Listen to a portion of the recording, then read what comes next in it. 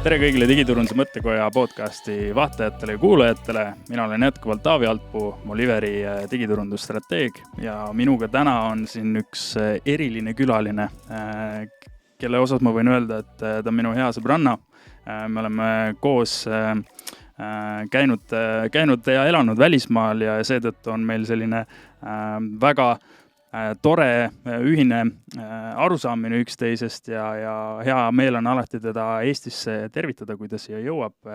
Minuga on Kadri-Karolin Kõuts, Hiina ekspert, ma võiks täna öelda, turunduse ekspert ja sealse nii-öelda turu suur tundja, Eesti ettevõtete sinna viia ja samamoodi ka välismaa ettevõtete selline kohapealne ekspert turunduse vallas.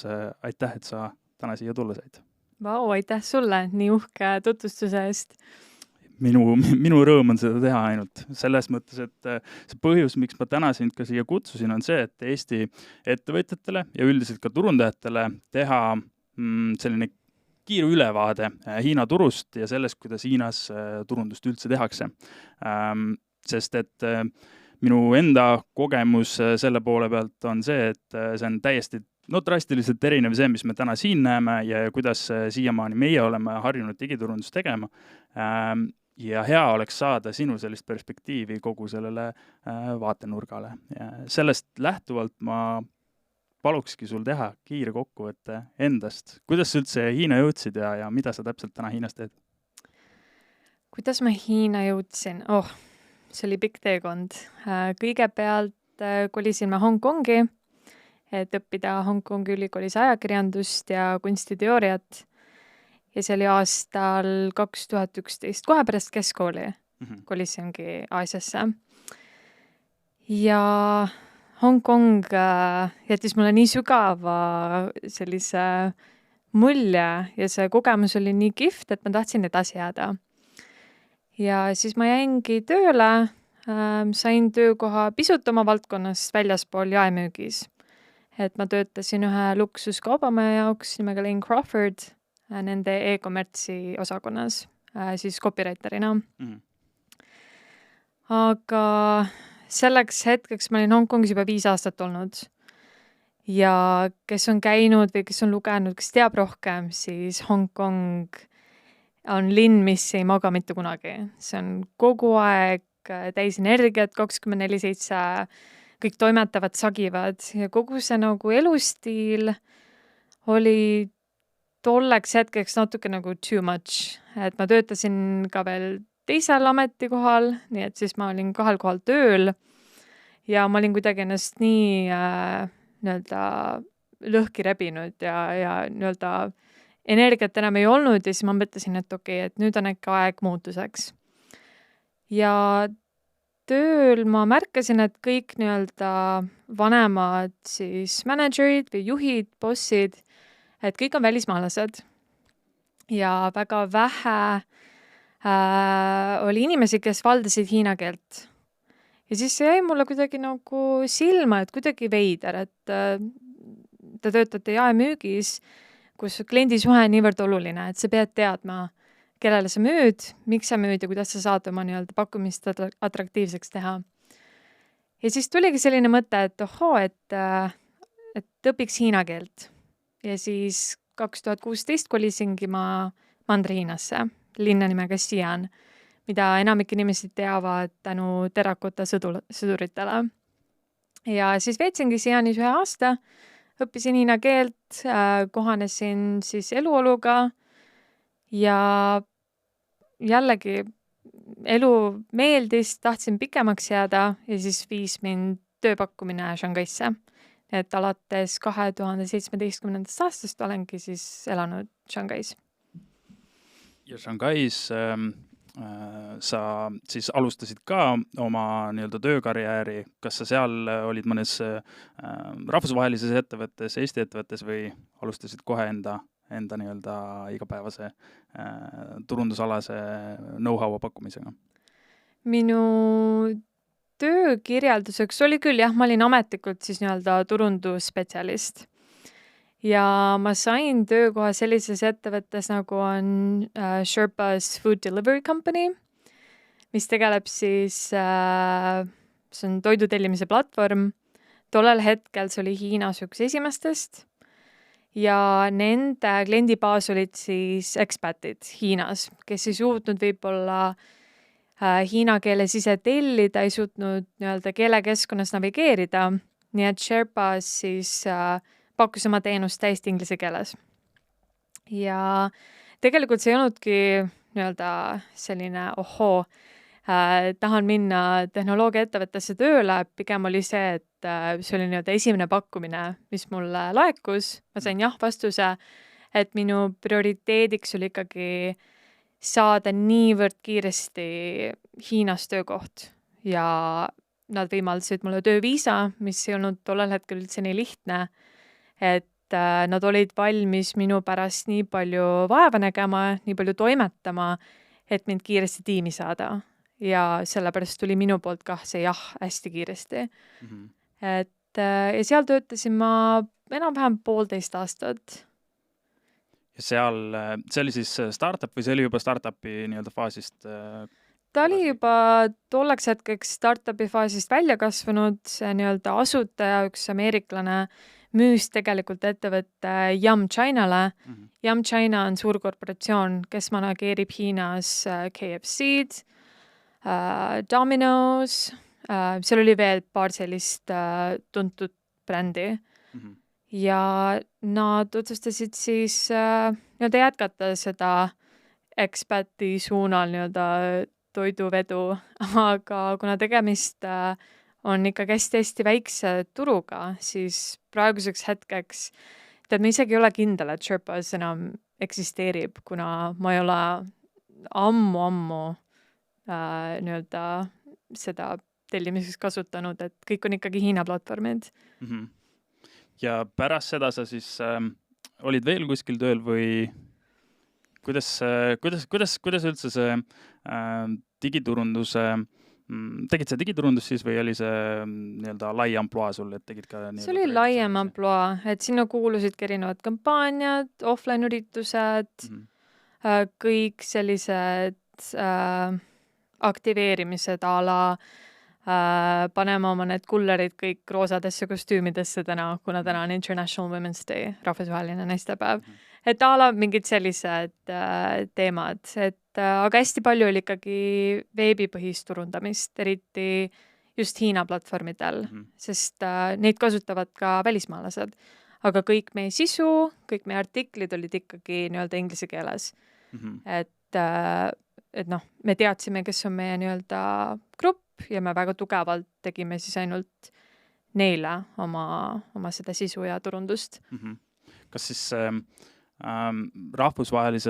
selles mõttes rahvusvahelises ettevõttes turunduse tegemine, et seal oli ilmselt sul tiba lihtsam seda turundust teha, ma arvan, sest et mingid alustalad on samad nii-öelda läänemaailmas ka, mida kasutatakse, et kas on üldse erinevusi läänemaailma turundusel ja Hiina nii-öelda turul turundamisel, on seal selliseid põhimõttelisi erinevusi? Et see konkreetne ettevõte ei ole väga hea näide, sest tegemist ei olnud väga rahvusvahelise tiimiga. Et ma olin tegelikult 1-2 välismaalasest, kes ettevõttes üldse töötasid. Ja pärast, kui minu katseaeg läbi sai, siis teatas minu briti kolleeg, et ta kolib tagasi Euroopasse, nii et ma jäin sinna üksinda. Aga ma arvan, et kui turunduse nii-öelda põhiprintsiip on sama, pakkuda tarbijale lisaväärtust ja tekitada tarbijas, kasvatada sellist usaldustunnet sinu brändi, sinu toodete vastu, siis need meetodid, kuidas seda teha, siis Hiinas versus läänes on kindlasti väga erinevad. Et alustades üldisemalt tarbimisharjumused Hiinas. Et kui meie võib-olla mäletame, et meie esimene kokkupuude internetiga toimus läbi desktopi, siis Hiinas on väga paljud nii-öelda teinud seda läbi nutitelefoni, läbi mobiili. Ja see kindlasti selgitab ka seda, miks Hiinast on tänaseks saanud selline täiesti sularahavaba ühiskond ja nii-öelda mobiilne ühiskond. Et ma mõtlengi mõnikord, et kui ma oma telefoni peaks ära kaotama, siis mul ei ole isegi võimalik koju tagasi saada, kuna ma ei saa tellida autot, ma ei saa tänaval ju QR koodiga lahti teha mingit ratast, ma ei saa maksta. Kas bussipileti ostmine on ka nüüd täiesti absoluutselt, kõik ja et inimesed isegi nagu pirtsutavad nina, kui nad näevad sularaha. Ja noh, see on võib-olla ekstreemne näide, aga Shanghais võib-olla sa mäletad neid lillemüüjaid, kes käisid eriti restoranid ümber. Nemad ka sularaha ei taha, et neil on kõikidel kaelas QR kood ja tehingud saad läbi selle teha. Ja isegi näiteks Shanghais väga palju nii-öelda sa ei näe väga palju kodutuid, aga kui sa näed kedagi, kes kerjab, siis samamoodi. Et tegelikult neil ei ole sularahatopsi, neil on QR kood. Et ma ei olnud tegelikult sularahaga kokku puutunud ma ei tea, kogu selle COVID-i perioodi. Aga nüüd, kui ma Euroopasse tulin, siis mul on kotis on eurod kõlisevad, et see on totaalselt teistmoodi. Ja see tarbija käitumine ju selle mõju, nagu sa mainisid, et meie oleme harjunud desktopiga, saime nii-öelda esimese internetikogemuse desktopiga ja Hiina puhul see mobiilne kogemus, see tuligi läbi selle siis, et Hiina areng 90-ndatel, 2000-ndate alguses siis oli niivõrd suur ja mobiilid tulid tal hetkel just peale ja inimestel oli just vaja seda mobiili esmaseks nii-öelda tehnoloogiliseks seadmeks ja siis läbi selle nad juba said kõik vajalikud teenused ja nii-öelda tooted kätte, mis neil vaja oli ja siis nad ei näinud enam vajadust selle desktopi jaoks, et üldiselt, minu kogemus näitas, et desktopi kasutati ainult nii-öelda õpinguteks või siis tööl, kui oli vaja midagi sisestada, ülejäänud käis kõik telefoni alusel. Just, et isegi kuna nutitelefonid on üsna soodsad, eriti aastal 2023, sul on nii palju kohalikke brände, ei ole ainult iPhone, et sul on Hiina kohalikud mängijad ja see on niivõrd kättesaadav ja see on niivõrd, et see on põhimõtteliselt eluliin, et noh, ilma nutitelefonita sa ei saakski Hiinas hakkama. Kuidas, me teame ühte superäppi Hiinast, me jõuame kohe selleni, aga mis on sellised sotsiaalmeediakanalid, mis sa välja tooksid, mida täna inimesis Hiinas kasutatakse? No number 1 kindlasti WeChat. See superäpp siis. See superäpp, just. Mis on loodud Tencenti poolt alguses lihtsalt kommunikatsiooniäpina, et saadad sõpradele sõnumeid, postitad oma seinale pilte, videoid, aga tänaseks on sellest saanud täiesti oma ökosüsteem. Ja WeChatil, kui ma ei eksi, siis on igakuiselt 1,3 miljardit aktiivset kasutajat, mis on meeletu number. Aga jah, sellest on saanud täiesti selline eluks vajalik äpp, milleta ei saa, et kohati see on tore, kuna see on elu nii mugavaks teinud. Ma maksan selle kaudu oma arveid, ostan lennupileteid, rongipileteid, suhtlen sõpradega muidugi, hoian silma peal oma lemmikbrändidel, sest temad postitavad regulaarset sisu, sellel on ka e-kommertsi funktsioon, nii et ma olen kindlasti, siin on veel 10 asja, mida mainida, aga need on nii-öelda põhilised, mida mina kasutan. See sama raha saatmise aspekt samamoodi ju tegelikult. Just, et läbi WeChati neil on selline funktsioon nagu WeChat Wallet, mille kaudu sa saad siis maksta. Sa saad teistele väga mugavalt raha saata, sa saad ise nii-öelda tekitada enda QR koodi, mille kaudu siis teised saavad sulle tehinguid teha, et see on tõesti väga, väga mugav. Facebook proovis sama teha, seda Libra oli vist see nii-öelda valuuta, mida nad tahtsid juurutada, aga Euroopa praktiliselt keelas selle kohe ära, et see läheb kuidagi konkurentsi tingimuste alla vist või midagi sellist. Kuidas sa seda läänemaailma ja Hiina sellist digitaliseerimise mõtteviisi hindad? Mis on need erinevused nende kahe vahel? Ma arvan, et lääne inimestele või räägime eurooplastest, siis on võib-olla see natukene konkreetsem, aga ma arvan, et privaatsus on hästi oluline, et inimesed ei taha ikkagi oma andmeid välja anda, aga Hiinas on see mõttelaad on selline, et kui see tagab minu nii-öelda turvalisuse või minu kogukonna nii-öelda heaolu, siis mul ei ole vahet, et siin on mu andmed, et tehke sellega, mis te tahate.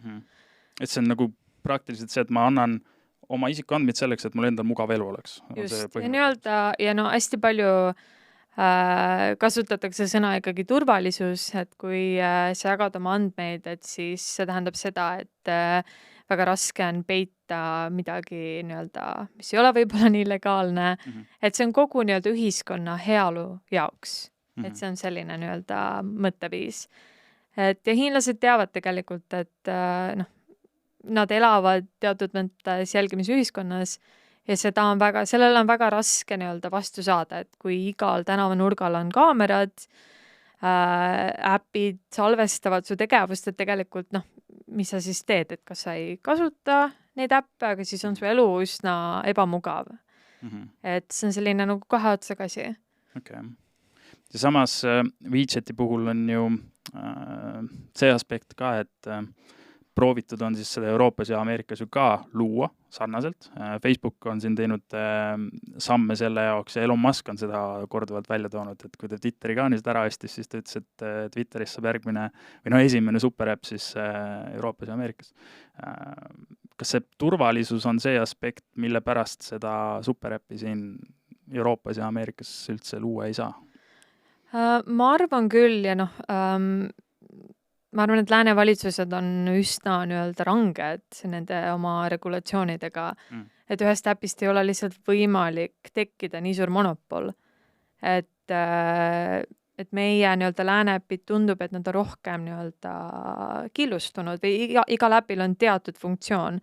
Et WhatsApp on kommunikatsiooni jaoks, võib-olla mingi muu äpp, selleks sa maksad või Apple Pay või mis iganes, et anda nii suur võim ühele ettevõttele, ühele tehnoloogiagigandile on natukene, kui ma ise ka mõnikord mõtlen, et nad ilmselt teavad täpselt, mis kellal, kus ma olin, mida ma tegin. Et see on kohati nagu muret tekitav küll, aga samas mis mul üksikisikuna siin nii-öelda teha on, et see on ka väga limiteeritud.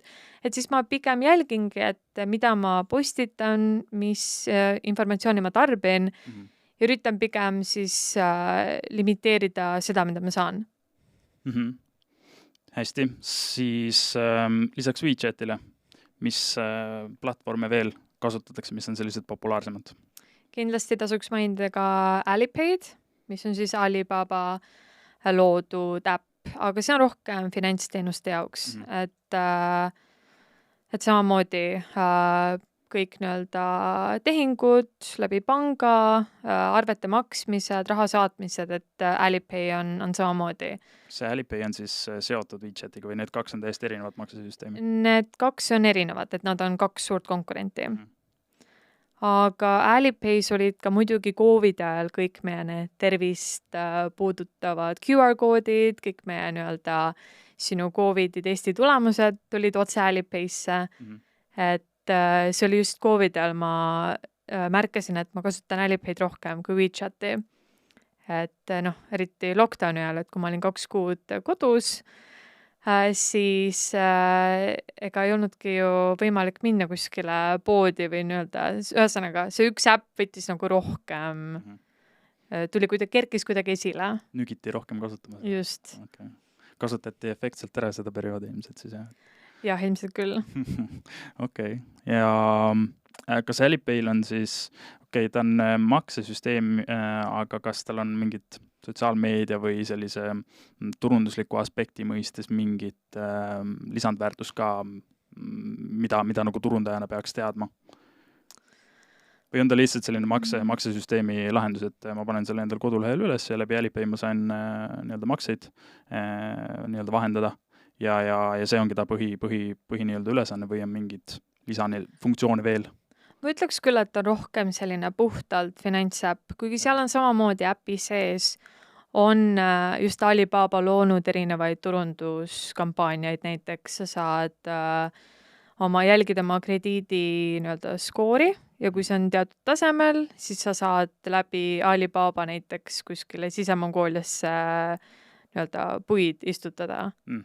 Või noh, nad on natukene ka proovinud seda muuta mängulisemaks, et Mhm. tegemist ei oleks puhtalt finantsäpiga. Aga üldisemas plaanis küll, et pigem on WeChat selline meelelahutuslik ja kus on hästi palju brändiinfot ja Mhm. ja turundust, et jah, et Alipay on natuke konkreetsem. Mhm. Kui ma ise Hiinas elasin, siis ma kasutasin 2 platvormi. Oli Youku ja oli Renren. Kas need 2 eksisteerivad veel?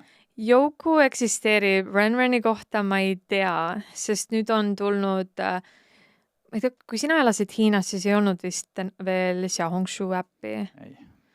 Et 3. äpp, mida ma kindlasti esile tooksin, on Xiaohongshu ehk väike punane raamat.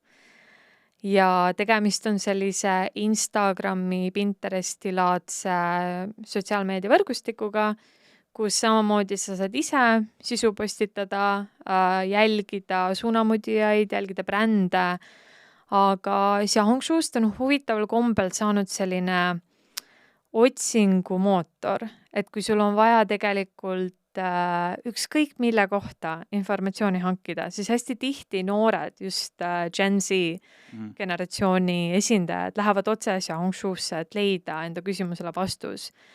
Ja sealt, see on nii-öelda turundajatele täielik selline kullaauk, et sa näed tegelikult, mis trendid vaikselt nii-öelda Popima hakkavad, jah.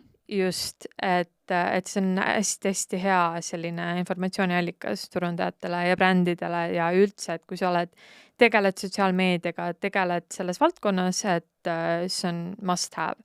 Kas ta eristub kuidagi Baidust siis sellest, ta on võrdväärne siis Euroopa, Ameerika Google'iga või on ta nagu ülesehituselt ka täiesti erinev?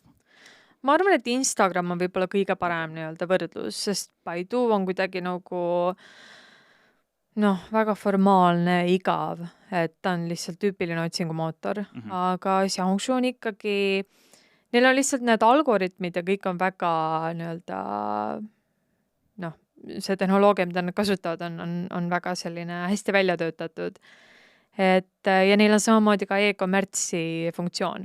Ehk sa saad Xiaohongshu platvormil juba avada oma poe. Et brändidel on see väga hea, kuidas ühendada siis sotsiaalmeedia ja e-kommerts. Hiinas me nimetamegi seda social commerce fenomeniks. Et kõik on väga integreeritud selles maailmas. Hea, et sa selle social commerce'i välja tõid.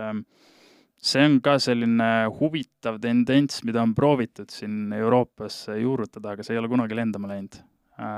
Kas see tuleneb sellest, et võib-olla Euroopas me ei ole veel harjunud nende mobiili äppide kasutamisega nii laias mastaabis, nagu seda on näiteks Hiinas harjutud tegema või mis võiks olla see põhjus, miks siin Euroopas see üldse lendama ei lähe?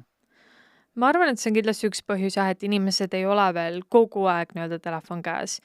Ja kui seal on vist see ka, et sa pead kindla nii-öelda aja peale selle nii-öelda ostu ära sooritama vist, et sul on mingi kindel ajavahemik äkki või? Mille jooksul nii-öelda see wishlist kokku pannakse ja siis sa saad vist osta alles või see süsteem vist peaks nii käima, on nii?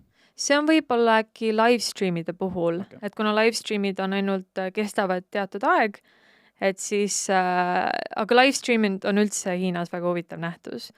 Et ma tean, et mitmed lääne nii-öelda analüütikud ütlevad, et see on mõttetu, et me oleme Euroopas ja USA-s seda ammu teinud, see on siis nii-öelda kuidas sa nimetad, mingi TV shop.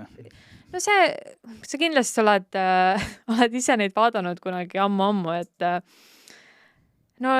läbi televisiooni müüdi mingeid kodutarbeid või tolmuimejaid ja siis sa vaatad nagu Topshop vist. UVC on see Ameerikas. Topshop, et aga sa vaatad neid enne lindistatud kaadreid, mis nii-öelda hakkavad juba korduma, et see on igav, see on staatiline ja enamasti kogu see kontseptsioon ei ole väga dünaamiline. Aga Hiina livestreaming, ma arvan küll, et see on neid 2 Topshopi seda livestreamingut ei saa võrrelda. Kuna livestreami ajal sa oled esiteks e-kommertsi platvormil, ja sa saad samal ajal vaadata nii-öelda brändipoes ringi, see livestream võib olla sul pisike aken, sa ei pea üldse seda avama suurelt. Et see lihtsalt mängib su taustal. Aga kui sa sinna sisse lähed, siis sa näed, et nii-öelda need livestreami need juhid või inimesed, kes seda läbi viivad, on enamasti isegi kas kuulsused või on suunamudijad, kellel on üsna suur jälgijaskond või lihtsalt väga sellised huvitavad, põnevad, meelelahutuslikud persoonid, kes suudavad nii-öelda hästi toodet maha müüa, rääkida selle nii-öelda plussküljest, ühesõnaga tutvustada seda iga nurga alt ja see sulle maha müüa. Et nad on tõesti veenvad. Ja mõnedest livestreami juhtidest või nendest persoonidest on isegi nagu tõesti ülipopulaarsed isikud välja kujunenud, et iga hiinlane teab neid. Aga ja livestreami ajal, mis teeb selle interaktiivseks, on kommentaarium. Ehk sa saad inimestega suhelda. Sa saad isegi saata nendele, ma ei tea, kas on, see võib olla teatud nii-öelda poodides ei tööta, kuna see on ühesõnaga, kui sul on võimalik saata mingid emojisid ja mingid punkte ja kingitusi, ühesõnaga nad on teinud selle hästi selliseks põnevaks kogemuseks. See on brändi kogemus, et see ei ole lihtsalt see, et sa vaatad, et keegi seletab midagi läbi ekraani, et sa tunned, et sa oled ise kaasatud, mis teebki sellest hoopis nii-öelda teistsuguse kogemuse just. Okay. Et see ei ole lihtsalt selline info jagamine, vaid sa oled osa sellest sisuloomest praktiliselt ja osa sellest protsessist. Absoluutselt, ja. Ja võib-olla, kui Shanghai Pekingi tarbijad on natukene nõudlikumad, võib-olla nemad ei jälgi livestreame nii palju, siis 3. järgu linna tarbijad on just nagu, neile meeldib, kui asjad on rohkem nii-öelda dünaamilised ja liikuvamad ja valjud, et see juba linnade vahel või nii-öelda esimese järgu, teise järgu, 3. ja 4. järgu Hiina linnadel on samamoodi suur vahe tegelikult, et kuidas oma turundustegevust korraldad. Ja nende järkude osas sa mõtled praegu siis populatsiooni? Just, et see ei ole kindlasti, et üks on teisest parem, aga see on puhtalt rahvaarvu järgi. Ja et kui oluline keskus see on teatud provintsis. Et sellepärast on jaotataksegi 1., 2., 3., 4. ja nii edasi järgu linnadeks.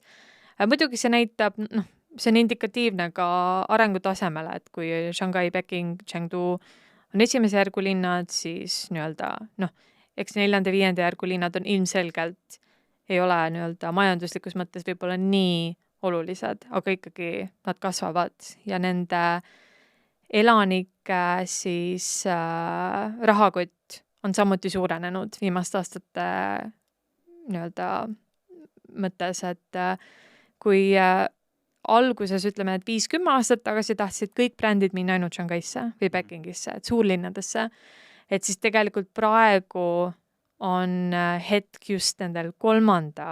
järgu linnadel, kuna tarbijatel on rohkem aega, elu ei ole nii stressirohke, kui on Shanghais.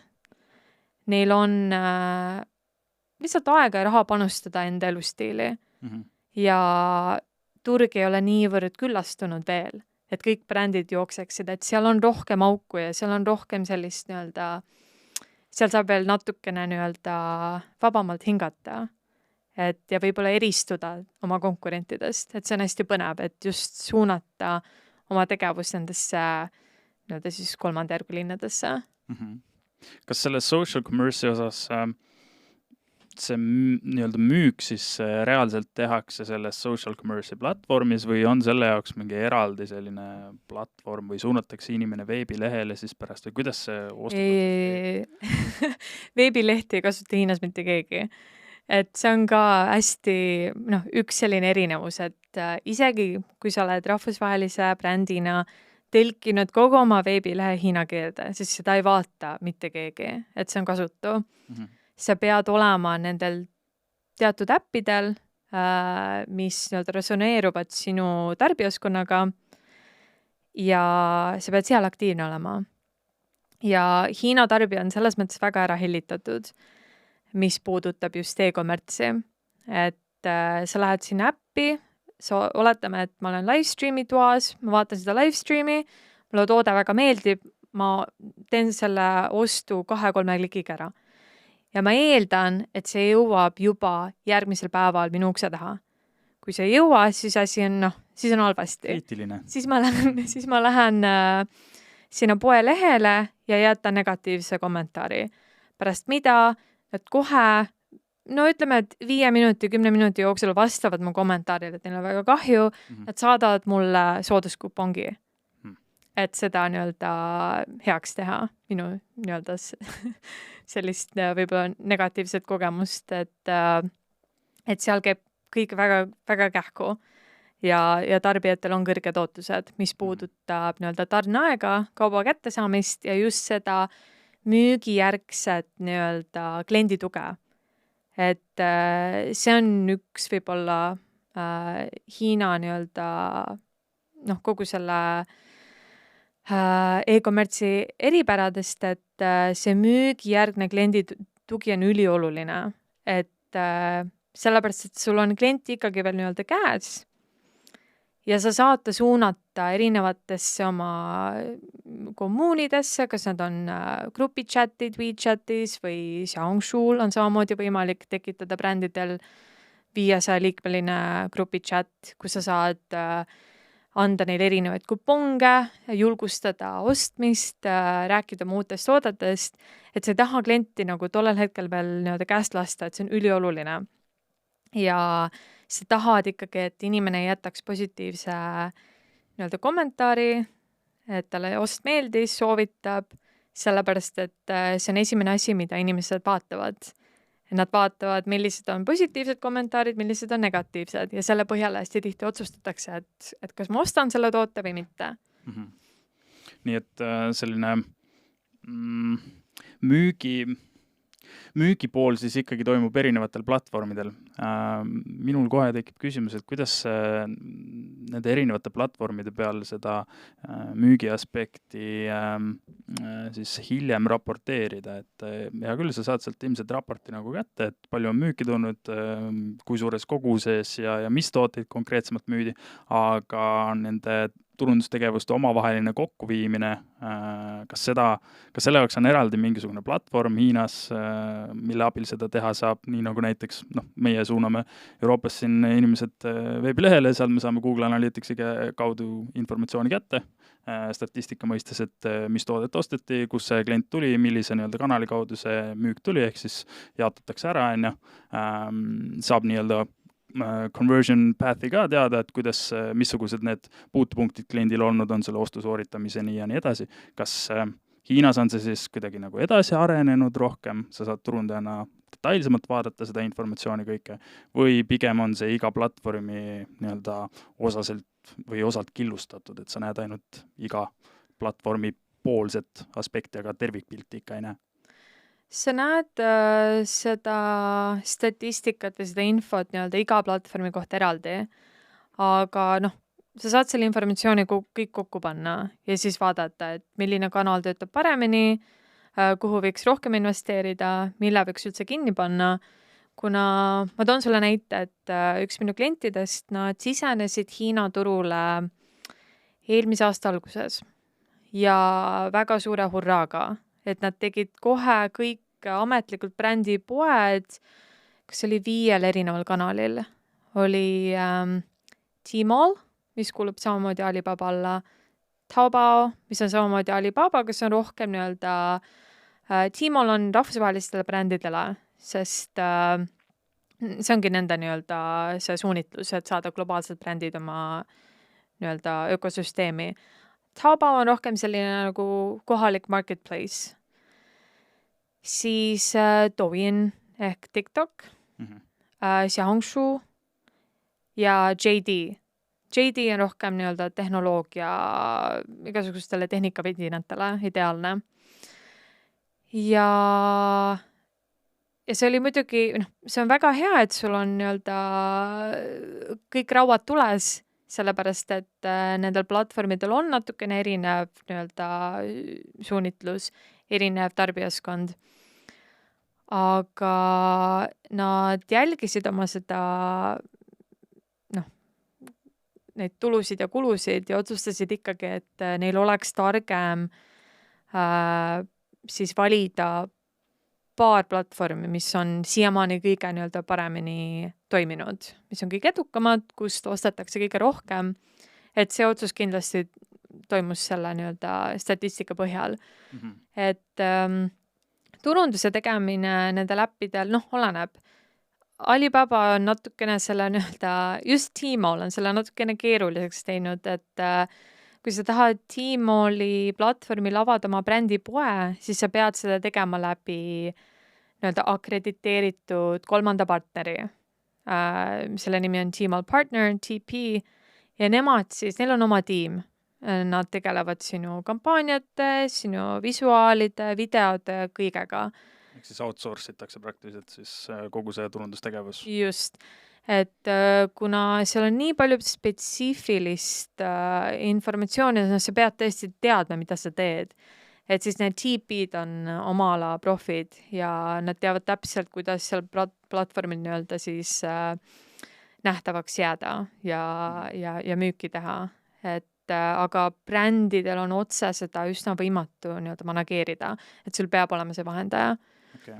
Ehk siis iga platvorm on tehtud võimalikult isepäraseks, et siis erinevaid spetsialiste siis, või erinevad spetsialistid siis saavad neid erinevaid platvorme praktiliselt hallata.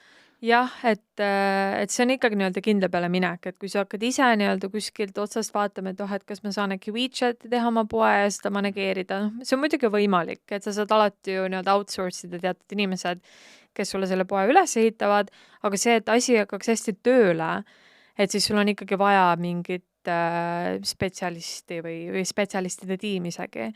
Et see on üks põhjus, miks Hiinas müügi ja turunduse tegemine on niivõrd kulukas, et platvorme on nii palju ja kogu see nii-öelda asja struktuuri ülesehitamine on niivõrd ajamahukas ja võtab nii palju nii-öelda ressursse, et väikestele nii-öelda SMI-del ongi see tõeliseks komistuskiviks. Samas jällegi, kui veebilehte vaja ei ole, siis see sama investeering, mis muidu, ma ei tea, Euroopas veebilehe loomiseks läheb, siis saab lihtsalt sinna WeChati, ma ei tea, poe loomisesse ilmselt rakendada ja niimoodi ta ilmselt käib, et lihtsalt... Jah, seda küll, aga mulle tundub, et veebilehe võib-olla loomine ja manageerimine on natukene lihtsam, kuna see on eriti just siin Euroopas olles, et see on inimestele tuttavam, et kui sa lähed Hiinasse, siis tegemist on ikkagi uute äppide, uute nimede ja uute funktsioonidega, et võib-olla neid funktsioone, mida Hiinas kasutatakse, neid ei eksisteerigi siin läänes, et jah, peab olema hästi, peab tegema korralikult eeltööd, mida ma ütlen alati oma kõikidele klientidele, et kõigepealt teeme turu-uuringu. Et enne turu-uuringut me ei hakka absoluutselt mitte midagi edasi toimetama. Ja see on Eesti ettevõtted tavaliselt vaatavad, mida mõtlevad, et milleks? Me ju teame, kõik tahavad meie toodet siin Eestis, kõik tarbivad, et Hiinas on ju neid 1,4 biljonit, et küll me need 1,3 miljonit üles leiame. No absoluutselt, et küll ostetakse, aga see ei ole nii, et sa paned oma tootepoe letile või kuskil e-poodi ja siis hurraa. Et sa pead ikkagi teadma, milline on olukord turul, kes on sinu tarbija. Neil on kindlasti 100% on neil erinevad tarbimisharjumused ja erinevad vajadused kui sinu lääne kliendil. Et seesama klient, kellest ma enne rääkisin, kes avas siis oma e-poed, et neil oli probleem, et jah, nad olid igal pool nüüd olemas, aga müük ei jõudnud järgi. Ja nad ei saanud aru miks, kuna nende toode on üsna populaarne, isegi teistes Aasia riikides tegelikult. Et nad olid Jaapani, Amazonis isegi oma kategoorias number 1. Aga Hiinas miskipärast asi ei läinud nii lappama, et oli probleem. Positiivselt lappama. Just, positiivselt. Ja siis me pitchisimegi ühe nii-öelda projekti, mis viis meid kokku 30 nii-öelda inimesega, kes mahtusid kõik nende sinna target gruppi. Me istusime nendega maha. Kõigepealt me tegime nendega nii-öelda sellise veebipõhise küsimustiku, saime siis põhiinformatsiooni inimeste kohta, nende vajaduste kohta ja siis me tegime iga inimesega siis tund poolese intervjuu, kus me läksime väga süvitsi, et mis on nende probleem, kuidas nad tahaksid seda lahendada. Tegemist oli kõrvatroppidega, nii et see on väga-väga spetsiifiline. Et kuidas nad taluvad helisid või valjud häält või müra, milline on nende mürataluvus näiteks, kus kohas. Ja seal oli veel 100 asja, mida nii-öelda analüüsida. Ja siis lõpetuseks selguski, et esiteks selle toote välimus on erinev teistest nii-öelda konkurentidest. Ja kui sa mõtled, et okei, kõrvatropid, siis enamasti sa mõtled, et need vahas, tead küll need kollased oranžid. Aga meie klient teeb midagi teistmoodi, et esiteks see kuju on, see toode näeb teistsugune välja, inimesed ei ole harjunud sellega, et et see on ka kõrvatropp. Ja see hinnatase, et miks see nii kallis on, et ma saan tavaliselt 10 RMB-ga 3 paari, et miks ma pean maksma 250. Ja siis seal selgus veel paar sellist nii-öelda komistuskivi, et miks, või tarbi ei saanud aru üldse, et milleks seda vaja on, sellepärast, et bränd ei seletanud. Et aga meie oleme erinevate teistest tootjatest, sellepärast 1, 2, 3. Ja nüüd nad teavad täpselt, mida oma turunduses rohkem esile tuua. Seda, et nad on säästlikumad, sa saad neid kanda kuni 5 aastat, mis kogu nii-öelda see ökoloogiline mõtteviis on just Gen Z tarbijatele hästi oluline Hiinas, et see on selline mõtteviis, mis on toimunud generatsioonide vahel. Ja siis nad oskavad nüüd paremini rõhutada oma selliseid omadusi, mis siis resoneeruvad Hiina tarbijatega, mitte lääne tarbijatega. Et aga need võivad olla täiesti erinevad asjad, mis läheb ühele grupile korda, seda teine grupp absoluutselt ei huvita. Et see oli hästi huvitav olla ise nii-öelda sinna projekti kaasatud ja tõesti aru saada, et see, kuidas toodet vaadatakse või tarbitakse, proovitakse, et see võib olla kohati nii erinev. Ja sealt tuli nii palju üllatusi isegi brändile, et vau, et me ei mõelnud mitte kunagi, et keegi võiks midagi sellist tahta või küsida või vajada, et see oli nende jaoks ka väga selline silmi avav. Ehk siis suures plaanis ei ole vahet, milliseid platvorme sa kasutad, tähtis on ikkagi seda klienti teada ja tundma õppida, et see vana hea turunduse põhitõde tegelikult, nagu me alustasime seda podcasti, siis see kehtib ükskõik missugusel turul ja ükskõik kui lai see platvormide ampluaaga ei ole, siis lõpuks on ikka vaja tunda oma klienti ja seda eeltööd ära teha. Absoluutselt, kuna kui sa saad selle informatsiooni kätte, et kes on sinu lõpptarbija, siis sa tead ka, kus ta oma aega veedab, kus ta osta teeb, milliseid kanaleid ta vaatab lihtsalt selle eesmärgiga, et saad rohkem informatsiooni. Kuna Hiinas nii-öelda see customer journey näeb natukene teistsugune välja, kui see läänes on. Väga palju pannakse rõhku siis nii-öelda informatsiooni kogumisele, et sa teed eeltööd, kas see toode on ikka seda väärt, siis sa käid seal erinevatel platvormidel, sa loed kommentaare, sa vaatad, et milliste nii-öelda suunamudijate või muude kuulsustega see bränd koostööd teeb. Kui tegemist kas see on nagu tähtis aspekt sellele Hiina tarbijale, et ta vaatab, kui palju on nende kuulsustega nagu koos midagi tehtud? On see nagu selline kaalukivi, et kui seda ei ole, siis ma ei osta? Päris nii ei ole, aga see on ikkagi üsna mõjuv argument. Näiteks, kui sa näed enda lemmiksportlast või lauljat või meelelahutuspersooni esindamas seda brändi, siis see on üsna mõjuv. Kas see on nagu selline make it or break it, et kui sul seda influencerit ei ole, siis suure tõenäosusega nagu suurele lavale sa ei saa siis oma tootega või häid tulemusi tuua ei saa või? Ei, seda ma ei ütleks, et tegelikult oleneb, mis tootega sa turule tuled. Näiteks, kui tegemist on mingi meditsiinilise, ütleme, et On sul mingit toodet mul anda meditsiinivaldkonnast? Respiraatorid.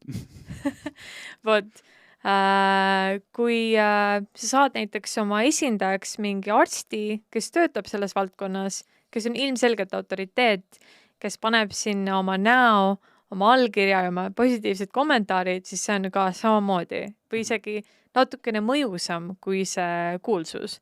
Et kuna ta on oma ala professionaal ja Hiinas on vaata see sotsiaalne hierarhia on ikkagi väga paigas, et õpetajad, arstid, kõik sellised professionaalid on ikkagi väga austatud ja nende arvamust kuulatakse.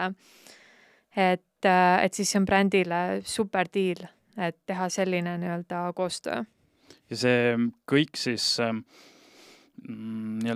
arusaadavus selles mõttes, et see info tarbitavus, et sa paned oma info brändi kohta välja, tood väärtuspakkumised esile ja tutvustad kõike, mille eest sa nagu brändina väljas seisad ja samas tood seda influenceri poolt ka välja. Kas seda saab siis kõiki nagu selles ühes platvormis teha? Ja kõikides platvormides samamoodi?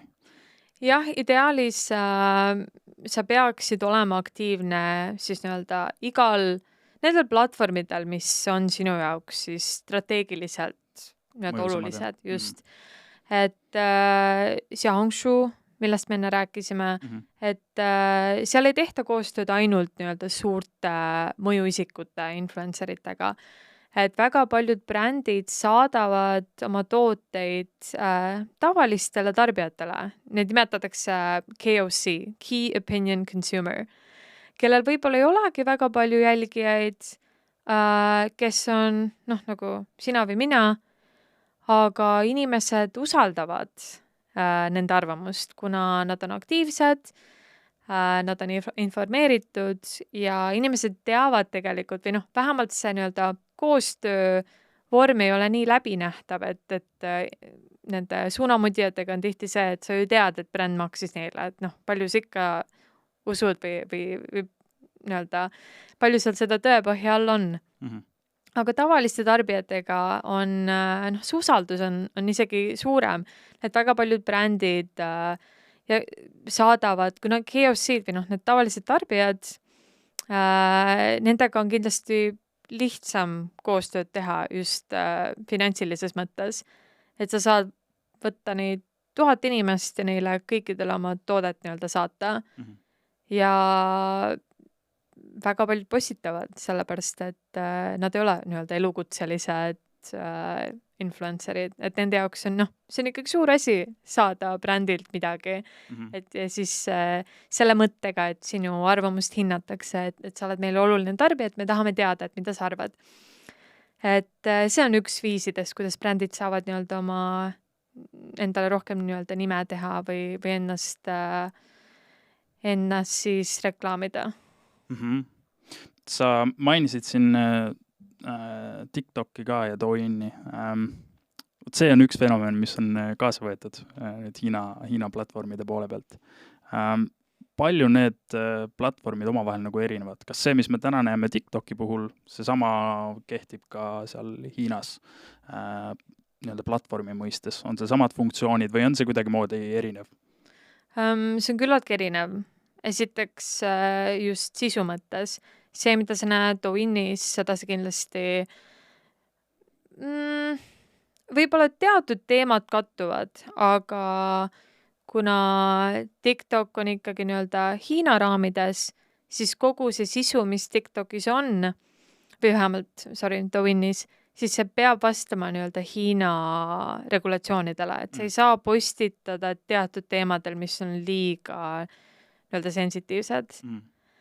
Et see on kindlasti erinevus, et see tsensuuri pool ja ma ütleks, et see livestreami kogu see shoppingu teema e-commerce on Douyin'is kindlasti rohkem arenenud. Et nad püüdsid, nagu sa enne ka vist mainisid, et nad püüdsid seda sama viia siis läänemaailma või USA-sse kõigepealt. Täpselt seda livestreamingu võimalust ja seda shoppamismeetodit, aga see ei tööta. Ja ja noh, nüüd näevad ka Hiina brändid tegelikult, et mis töötab Hiinas, see ei tööta ilmtingimata läänes, kuna noh, me oleme tarbijatena niivõrd erinevad.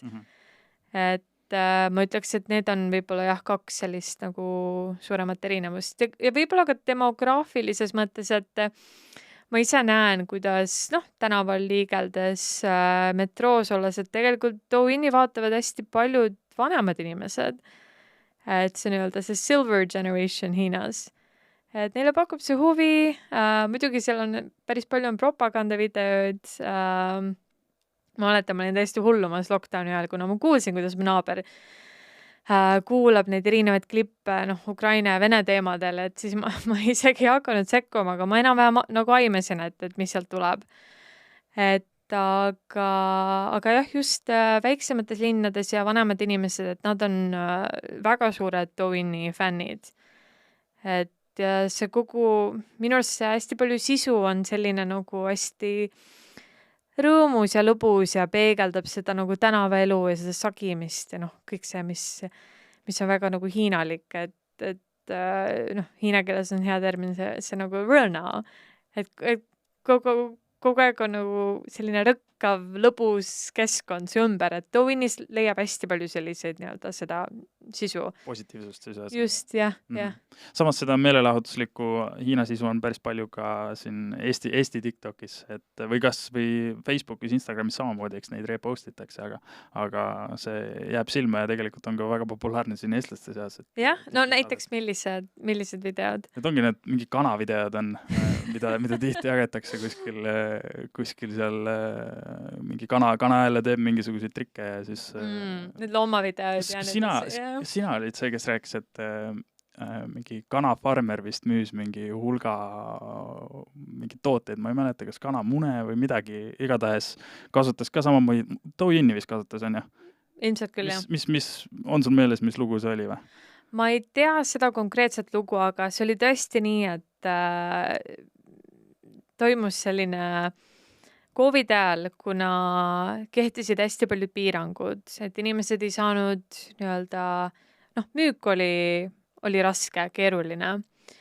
Ja siis eriti neile väikefarmeritele, kes kasvatavad puuvilja, juurvilja või tegelevad kanadega või millegi kolmandaga. Et aga nendest paljudest said üleöö sellised Douyini superstaarid. Siis nad hakkasid livestreamima oma elufarmis. Ja vaata, linnainimestel oli seda nii põnev jälgida, kuidas ta hommikul läheb ja toimetab ja söödab oma loomi või siis, ma ei tea, harvendab oma arbuuse ja siis nad tegid selle kuidagi nagu nii...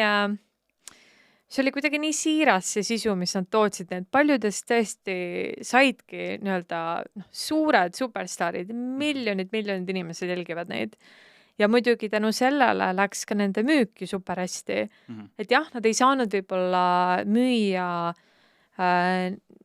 nendele nii-öelda B2B ettevõtetele nagu varem, aga neilt osteti otse läbi Douyini kastidega nende toodet. Et see oli, vau, et kindlasti nagu üks COVID-aegne selline positiivne lugu, et inimesed... Eesti farmerite puhul on varsti TikTokis ilmselt samasugused edulugusid näha, et kastide viisi ostetakse kokku. Jah. Kartulimüük läheb kohe sel aastal sügisel läheb through the roof. Aga miks ka mitte, et tegelikult inimesed tahavad ju näha, kust nende nii-öelda see kaup tuleb.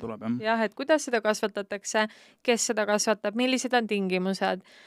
Ja väga paljud nendest inimesest on hästi siirad, lihtsad ja nad tõesti nagu, neid on tore vaadata läbi oma telefoni ekraani. Et jah, selliseid lugusid lugedes tekkis küll hea meel, et see oli nagu tõeline selline silver lining COVID ajal. Et kuna kogu selle nagu negatiivsuse foonil toimus ka midagi väga, väga positiivset, jah.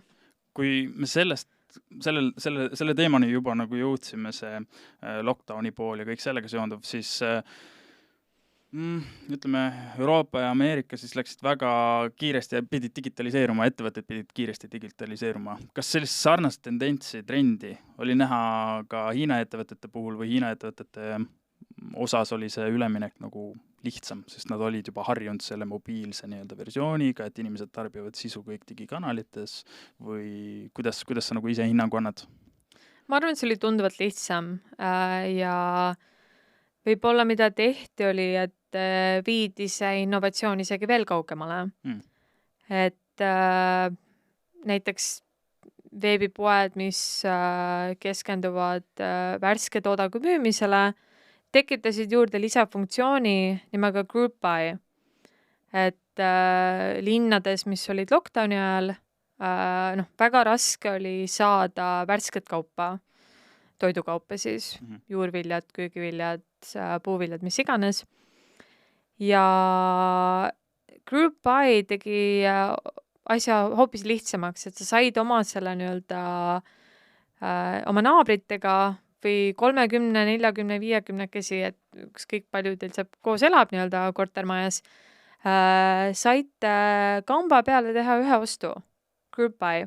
Ja siis kõik need kastid tulid siis ühe selle nii-öelda saadetisega kohale, mis tegi asja kaupmehe jaoks tunduvalt lihtsamaks, et ta ei pea eraldi neid igasse linna otsa viima, vaid kõik lähebki ühte kohta, sinna ühte compoundi, kus inimesed elavad. Et lockdowni ajal, see oli tõesti inimestele nii-öelda täielik päästerõngas, et kui kiirelt tegelikult ettevõtjad suutsid seda teenust pakkuda, nähes, et Shanghai hakkab toidust varsti otsa saama, et mis me nüüd teeme. Et aga sellega mindi ka natukene üle võlli, et ma kuulsin lockdowni ajal, et mingid nii-öelda natukene rikkamad siis rajoonid või need elumajad ja compoundid, et nad tellisid niimoodi luksuskaupu. Et isegi käekotte tuli neid 30, et muidu majaperenaistel oli igav vaata. Aga muidu enamasti ikkagi lihtsad asjad ala kapsad, porgandid, kartulid, et need vähemalt nagu selle sai kätte. Et see on üks selline nii-öelda innovatsioon, mis toimus. Ja muidugi see ka, et contactitu delivery. Ehk siis muidu see kauba kätte toimetamine on üsna niigi minu arust juba kontaktivaba, aga enamasti ikkagi inimene helistab sulle, et see pakk saabus. Aga siis jäeti see samm ka ära, et jäeti see lihtsalt teatud nii-öelda kohta, boksi, et ei olnud, et vähendada sellist nagu inimkontakti igaks juhuks, et ei tekiks nii-öelda nakkusohtu. Kas need muutused on nüüd täna, kui lockdown on läbi saanud, tänaseks säilinud või pigem minnakse selle vana tegutsemisviisi juurde tagasi, et ostetakse kõik iseseisvalt seda toitu, Group Buy'd ei kasutata ja ikkagi on kontaktiga see üleandmine, toote üleandmine? Seda üleandmist kontaktiga on minu arust on küll vähemaks jäänud, et enamasti pannakse pakid lihtsalt nii-öelda ukse taha. Et seda hirmu Hiinas ei ole, et keegi tuleb ja varastab su ostud ära või et need mingil hetkel enam ei ole, et need on alati sihukesed aga olemas. Aga võib-olla Group Buy'd enam nii ei tehta, aga need widgeti grupid nii-öelda majadega või et sa kõik naabrid koondad ühte nii-öelda grupi chati, et need on alles. Aga nendest on saanud sellised huvitavad grupid, et vähemalt minu korterelamus küll, et ma arvan, et kui inimestel on igav, siis nad sinna ka kirjutavad või tekitavad probleeme millestki näiteks. Tore lugu, et üks naabritest oli liiga laisk, et pärast suitsetamist suitsukoni nii-öelda siis kas oma prügikasti visata või see nii-öelda ära likvideerida, aga ta viskas need rõdult alla. Ja siis kellegi teise naabri lilled, see maandus nagu lillepotti. Nii et ta kõik nii-öelda see roheline maailm läks seal täiesti untsu. Ja siis hakkas toimuma selline nagu investigation seal grupis.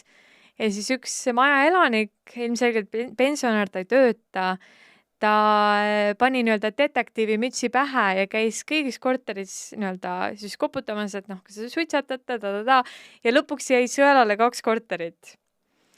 ja siis hiljem kutsuti politsei, aga politsei enamasti Hiinas aitabki lahendada selliseid lihtsaid tülisid või arusaamatusi naabrite vahel või inimeste vahel üldse.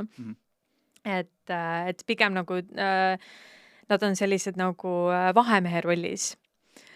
Aga siis jah, selguski, et see naaber lihtsalt suvaliselt viskab oma süütsud välja ja siis see oli sellise nii-öelda draama algus ja lõpp, et siis see sai lahendatud, aga see on huvitav, et kõik toimus nagu kõik need update'id saadeti sinna grupi chati, mida varem lockdowni ajal kasutati kui nagu väga olulist informatsioonikanalit, et millal minna alla, teha test, millal on järgmine testiaeg, sinna saadeti oma negatiivseid tulemusi, tehti group by'd, kui kellelgi oli midagi vaja, kas ravimite mõttes, siis jagati, siis oli hoopis nagu teise funktsiooniga. Aga nüüd on sellest saanud küll selline natukene nagu... Et ei osata nagu ära kasutada seda normaalsel ajal, jah, ja eks ega normaalsel ajal ma ütleks, et võib-olla selle järgi ei olegi nagu nõudlust, aga inimestele meeldib, et nad Hiina, tead küll, kuidas Hiina, eriti just need Hiina aid ja vanemad inimesed saavad olla, et hästi uudishimulikud ja on ikkagi hea, et nad teavad, et kes seal majas elavad ja mida nad teevad ja mida nad hetkel toimetavad, et selline, seal on pilk peal kogu aeg. See on naabrivalve. Jah. Aga seal on see naabrivalve vist ruudus, ma arvan. Ja, kordades, jah, intensiivsem. Aide tõttu, jah. AI ei tähenda siis artificial intelligence'i, vaid see on hiina keeles siis tädid. Aga kui me rääkisime korra siin veebilehtedest, mis ma tahtsin välja tuua või veel nagu küsida sinu käest, on see, et kui veebileht ei ole siis selline huvi registreerimise punkt, siis kas üldse tehakse täna veebilehti või on see täiesti nagu out? Väga vähe. Võib-olla, kui sa oled B2B ettevõte, siis sa teed endale hiinakeelse veebilehe. Aga olulisem oleks teha endale WeChati konto, korralik profiil luua, kus sa saad toota sisu. Ja mitte ainult sisu, et see on tegelikult see koht, kus sa saad inimesed nii-öelda siis liimile saada. Et tekitada nii-öelda lead generation. Et mitte miski ei ole, et nice to have, kõigel on oma nii-öelda point, et miks sa seda teed. Et ma ütleks küll, et WeChati konto on hoopis olulisem kui see veebileht, jah. Sest miks ma seda küsin, on see, et mul on isiklik beef nende Hiina veebilehtedega. Sest siis, kui mina seal olin, siis ma ikka käisin veebilehtedele. Tol hetkel veel oli ettevõtetel ka seal oma veebilehed. Ja kui ma seal enda jaoks nagu sellist researchi tegin, siis ma ikka sattusin erinevate veebilehtede peale ja mind jäi nagu üllatama see statistika, et 10 vist äkki 4 lehel oli see automaatne audio oli peale pandud, kus see muusika hakkab käima, et avad lehe ja siis sul hakkab audio hakkab käima seal. See tavaline Hiina muusika, see Pekingi ooperi muusika hakkab käima seal. Ja siis see oli nagu selline sisseviskav element, nii nagu Eesti ettevõtete puhul täna on see, et kui sa lähed kodulehele, et siis video hakkab mängima. Või siis seal on see slaiderid erinevate nende väärtuspakkumistega, mida inimesed keegi kunagi läbi ei loe ja kõik scrollivad kohe alla. Et Hiina puhul samamoodi veebilehtede see UX on täiesti erinev ja see tuleneb ka tegelikult ju nendest tähemärkidest, sest et sul ei ole võimalik seal, on võimalik, aga väga halvasti on näha need tähemärgid seal näiteks tumedamal taustal. Ja kui sa paned valgelt need tähemärgid sinna, siis need on nii peenikese selle joonega, et väga halb ja keeruline on lugeda seda materjali sealt. Et kas on veebilehtede puhul siis, ütleme, võtame B2B näiteks, kas veebilehtede osas on selliseid huvitavaid, ütleme, turupõhiseid nüansse, mis meile tunduvad natuke nagu teistmoodi, aga samas sealsel turul on see nagu vajalik just näiteks selle UX-i põhimõtte või nende nii-öelda tarbimisharjumuste aspektist lähtuvalt. Ma olen sinuga nõus jah, et need veebilehed Hiinas on ajale jalgu jäänud, et seda muusikat ma ei ole kohanud hiljuti, aga nad lihtsalt näevad välja nagu 90-ndatel keegi nokitses kodus veebilehe ja pani selle nii-öelda online'i. et isegi kui sa vaatad tippülikoolide kodulehti, siis samamoodi, kui sa lähed sinna hiina keele näeb tegelikult enam-vähem välja. Aga kui sa vaatad sinna rahvusvahelise, klikid sinna International Admissions sektsiooni peale, no esiteks seda infot on seal kordades vähem ja kogu see nii-öelda viis, kuidas seda on presenteeritud, noh, see ei näe väga nii-öelda atraktiivne välja. Aga B2B puhul ma ütleks, et kihvtid lahendused, just digilahendused, need ongi platvormidel nagu WeChat või siis isegi, jah, ma ütleks enamasti WeChat, kui tegemist on B2B-ga. Et B2B väga sellistele nagu meelelahutuslikele saitidele nagu Xiaohongshu ei kipu. Et võib-olla nad on avanud ka Weibo lehe. Et Weibo on selline Twitteri-laadne platvorm. Miks nad näiteks sinna Xiaohongshu lehel või platvormil ei ava enda ma ei tea, on see siis profiil või? Et miks nad seal seda profiili ei ava? No kui sa oled sellise raske tööstuse bränd, siis Xiaohongshu on eelkõige ikkagi elustiili moe ilutoodete suunitlusega. Hästi palju on seal ka erinevad nii-öelda toidu ja joogi teemalist sisu. Et kui sa tahad oma semikonduktorid müüa või mingid kemikaale, et see ei ole päris sinu maailm. Et B2B-s jah, pigem sa oled WeChatil ja seal platvormil sa saad teha erinevaid nagu võib-olla uudsemaid lahendusi. Et ma olen kohanud, brändid on proovinud rohkem liikuda selle gamification trendi poole. Sa saad isegi progeda mingi lihtsa mängu või panna mingid asjad liikuma, et see visuaalselt on kõik hästi nagu põnev ja dünaamiline. Või siis saata läbi WeChati oma nii-öelda, oletame, et sul tuleb varsti Expo, sa oled seal koha peal oma ettevõttega ja sa tahad kutsuda oma nii-öelda äripartnereid või suurkliente, saad läbi WeChati tegelikult disainida hästi kihvti dünaamilise kutse. Et sa avad selle ja sealt tulevad mingid pop-upid ja kõik on nagu brändi infot ja kõik see on disainitud nagu super luks. Et tavaliselt B2B-le agentuurid pakuvad sellist teenust. Et jah, B2B on natuke ikkagi traditsioonilisem, aga samas seal saab samamoodi olla võib-olla teisest erinev, et kui sa tahad olla innovaatilisem ja võib-olla julgem oma turunduses, et sul on need võimalused. Kas B2B aspektist lähtuvalt on mingid teisi erinevusi veel? LinkedIni saab Hiinas ju kasutada tänase päevani? Hetkel ei saa enam. Et LinkedIn on jah, kahjuks tulemüüri taga. Aga selles mõttes, et B2B on jah, natukene ütleme niimoodi, et seal on ikkagi kogu see kuanssi või siin on need kontaktid ja see on rohkem tuleb nii-öelda mängu.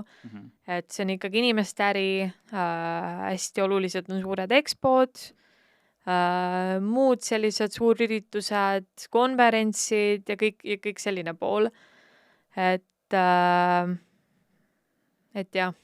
Et ei ole nagu sellist mõtteviis, et isegi kui mul on oma Instagrami konto, ma võib-olla mul ongi vaja näiteks neid semikonduktoreid osta, et siis mis siis, et ma parasjagu seal kosmeetikat näiteks otsin, siis tegelikult ma saan ju selle semikonduktori väärtusliku informatsiooni ka sealt kätte ja saan võib-olla huvi nagu ära tekitada, et sellist mõtteviisi siis nende platvormi üleselt ei ole B2B turunduses, ma saan aru.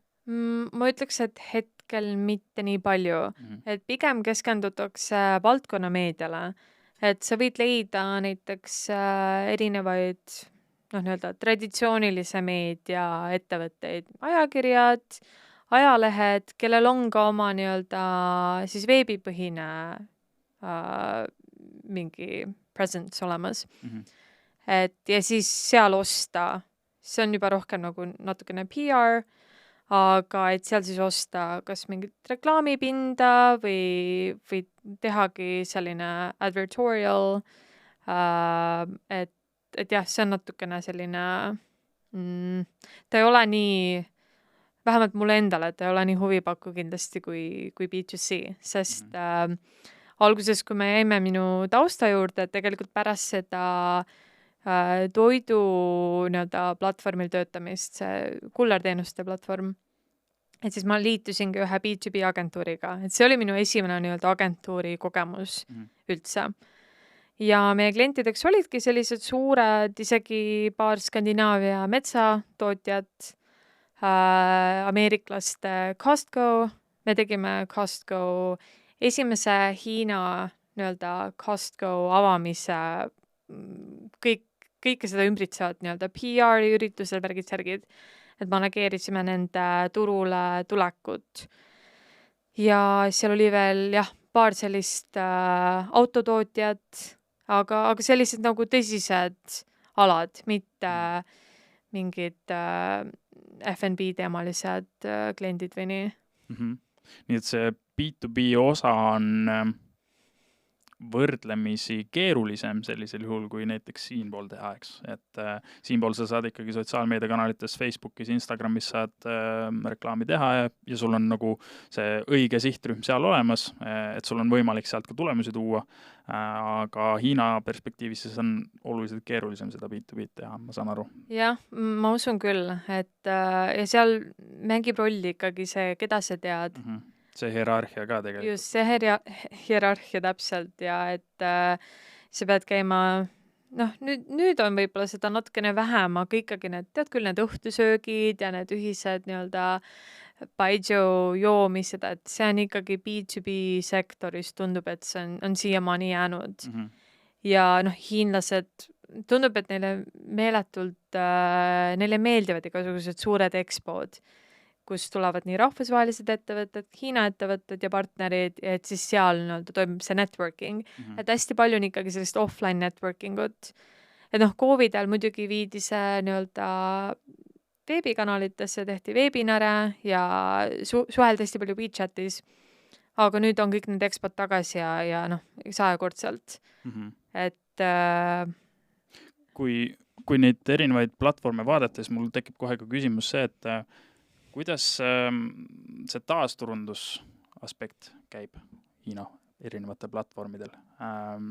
Meie siin kasutame Facebooki ja Instagrami puhul seda metapikslit ja saame selle alusel näidata siis veebilehte külastunud inimestele uuesti taas nii-öelda turundusreklaame. Saame kas siis harida neid või siis juba konkreetse tugeva call to action'iga neid müügile suunata, olenevalt sellest, kus nad teadlikkusastmes on. Aga millised võimalused taasturunduse poole pealt nendel erinevatel platvormidel on? Kas üldse on? Seda on natukene keeruline teha. Enamasti sinu eesmärk on ikkagi suunata need kliendid siis, või need tarbijad, kes sul on, private traffic kanalitesse, mis ongi siis brändide poolt manageeritavad grupichatid, nii WeChatis või teisel platvormidel, et sa tahad nad püüda oma nii-öelda ringkonda, sellepärast, et sealt suletud ringkonnas sa saad hakata neid siis niimoodi natukene töötlema, et aga see ei ole nii, et ma nüüd seadistan reklaami ja inimene näeb seda reklaami, vaid see on selline orgaaniline nii-öelda community building ikkagi ja lõppkokkuvõttes selle community buildingu sisse arvestatud selline müügi tegevus siis praktiliselt. Just, et pigem on rõhk sellisel orgaanilisel turundustegevusel.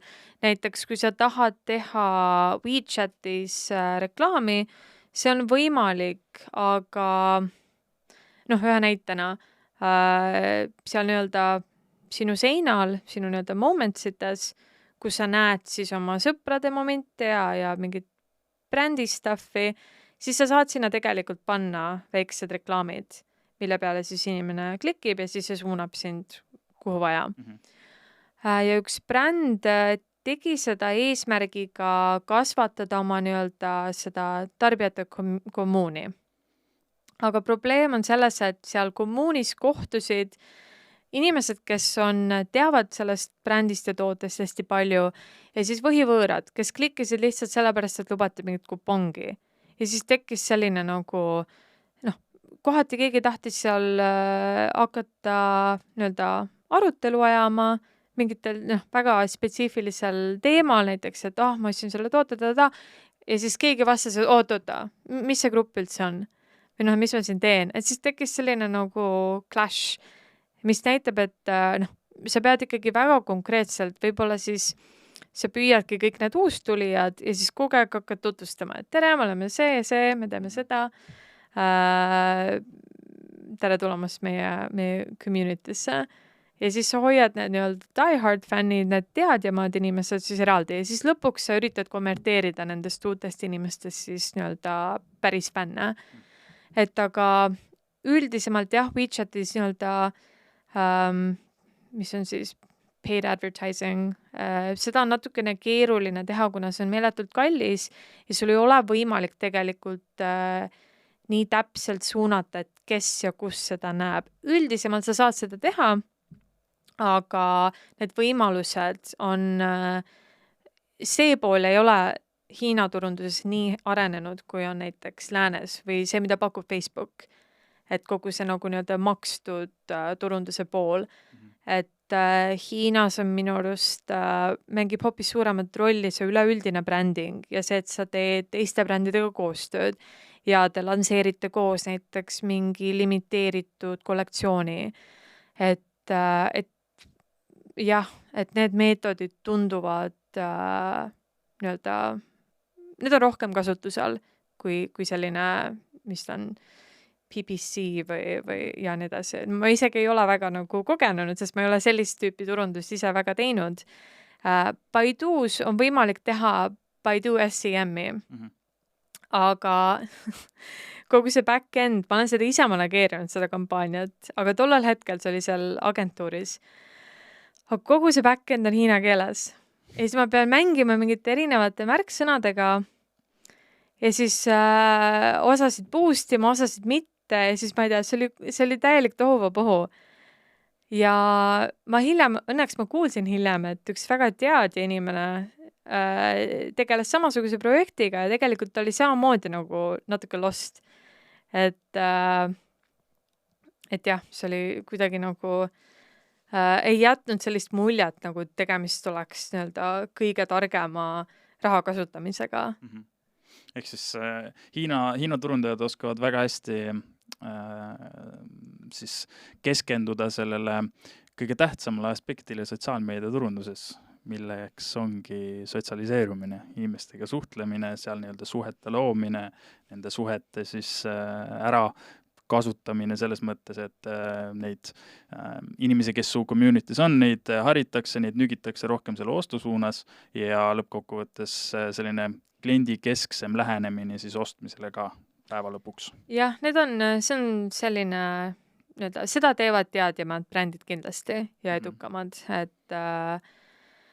et number 1, olla seal, kus on sinu klient, temaga siis pidevalt suhelda iga nii-öelda puutepunkti juures, see pead olema brändina nähtav või nähtaval ja ka pärast ostu, et ei ole niimoodi, et okei, et meil on ost käes, et nüüd tšau baka, et tegelikult kui sa niimoodi suhtud, siis see võib sind väga nagu negatiivselt mõjutada hiljem, eriti kui klient ei ole rahul ja ta tuleb su juurde tagasi.